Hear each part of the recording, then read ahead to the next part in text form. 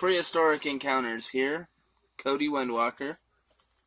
Today's episode is going to be on 5 tips on buying a hamster.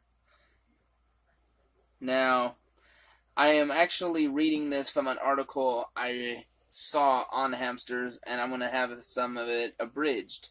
So one of the misconceptions that I'm going to abridge is don't buy them online. That is a false statement right there. You always run the risk of a bad pet when you buy online, but to limit yourself to just local shops is ridiculous. If you want something, sometimes you have to travel, sometimes you have to get it through the mail. Now, what the book is saying is it stresses them out. Here's the reality check. They are packaged and mailed to the pet stores.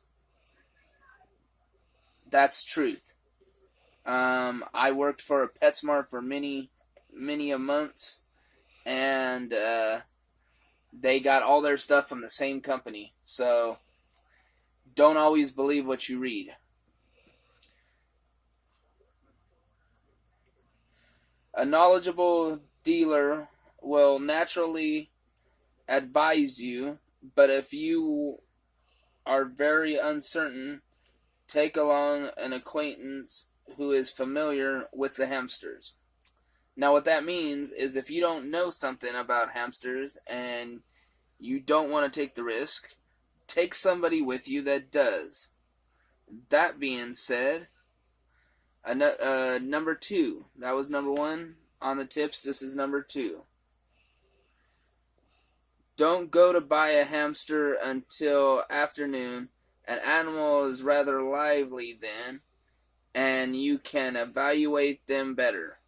I will say that's probably good advice. That being said, as I've talked in other videos, my hamsters pick and choose when to fall asleep and when to wake up, so that doesn't always apply. So keep that in mind when you're evaluating picking a hamster out.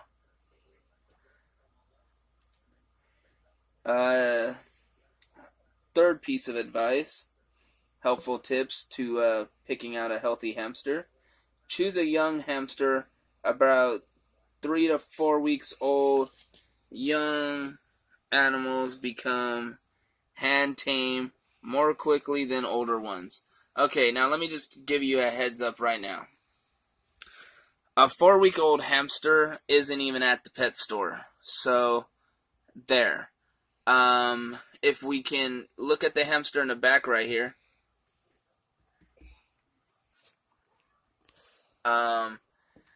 You'll see that's about the size of a 6-month-old.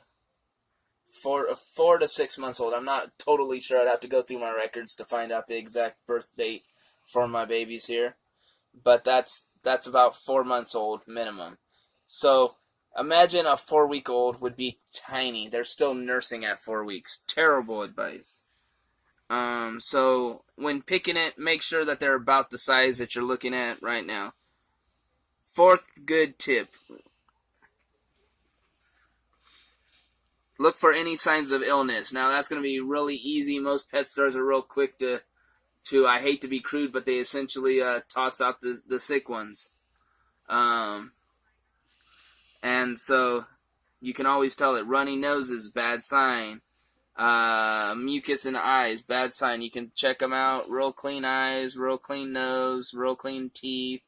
Long teeth can be an issue too, so pay attention to that.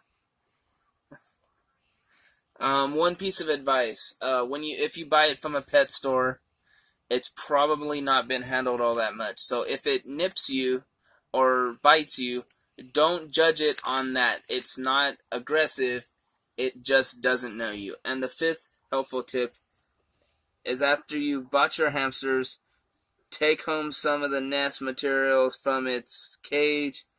This will make it easier for the hamster to transition to a new cage. That's actually true. I can't argue with that. That's very good advice. That does conclude our 5 tips for buying a Syrian hamster.